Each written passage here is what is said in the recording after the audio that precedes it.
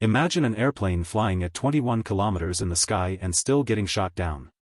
In 1960, a Lockheed U-2, piloted by Francis Gary Powers, was shot down by a missile while flying over the Soviet Union at an astonishing 21 kilometers in altitude. This incident led to a major crisis between the two superpowers. Despite the diplomatic tension it created, the information gathered from these flights was of utmost importance to the U.S. government. They asked Lockheed to develop an aircraft that couldn't be brought down, and that's how the A-12 was born. This remarkable aircraft was conceived by the brilliant chief designer of Lockheed's Skunk Works division, Leonard L. Johnson, better known as Kelly Johnson. The A-12 was a groundbreaking aircraft, and everything about it had to be invented from scratch in just 20 months.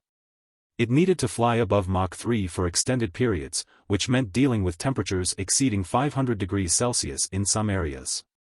To withstand these extreme conditions, titanium alloy was the only choice for the aircraft's construction. However, working with titanium proved to be quite challenging, as it's a sensitive material and regular tools designed for steel could weaken it. Therefore, new tools made of titanium had to be designed and manufactured specifically for building the A-12 and later the SR-71. At the time, the Soviet Union was the primary supplier of titanium, making the procurement of this metal a secretive operation.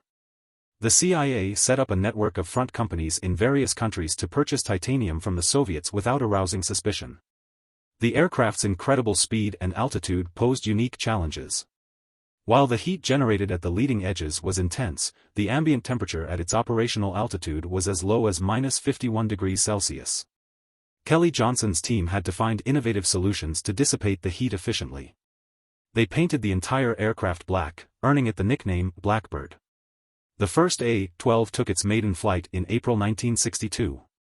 It was so secretive that hardly anyone knew of its existence, and it achieved sustained speeds above Mach 3 by July 20, 1963, at a mind-boggling altitude of 78,000 feet. The U.S. Air Force was so impressed that they considered a version for interception, the YF-12, which had prototypes built. However, the idea was eventually dropped, and the focus shifted to reconnaissance.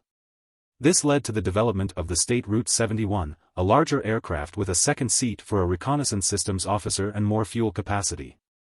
To reduce its radar signature, the SR-71 underwent significant redesigning, including changes to its radar-absorbing paint and relocating the engines. The result was an aircraft that appeared no larger than a bird on Soviet radar, thanks to its unique modifications. The SR-71 went on to set records that still stand today, reaching sustained altitudes of 85,000 feet and speeds exceeding Mach 3.3. The A-12, a smaller predecessor, was believed to be even faster and higher due to its reduced size and weight, but its precise capabilities remained a closely guarded secret. The SR-71 was equipped with two Pratt & Whitney J58 engines, each providing 34,000 pounds of thrust. Its fuel, JP-7, was specially developed to withstand high temperatures at Mach 3 without igniting in the tanks. One of the unique features of the SR-71 was its fuel tanks, designed to leak when on the ground due to the aircraft's expansion at high speeds and altitudes. The main reason for this was to prevent fuel from accumulating and causing a hazardous situation. The aircraft's cockpit required pressurized suits similar to those worn by astronauts, as depressurization at 85,000 feet would leave no chance for survival. Ejecting at such altitudes was not an option, given the extreme conditions of pressure and temperature.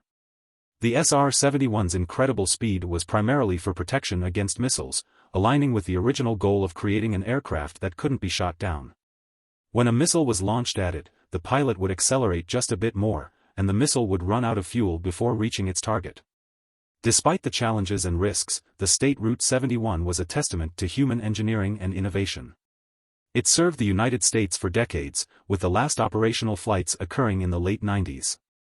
Today, surviving models of both the SR-71 and A-12 are on display in museums, showcasing the incredible achievements of aviation history. If you can't make it to a museum, consider this your window into the world of high-speed flight.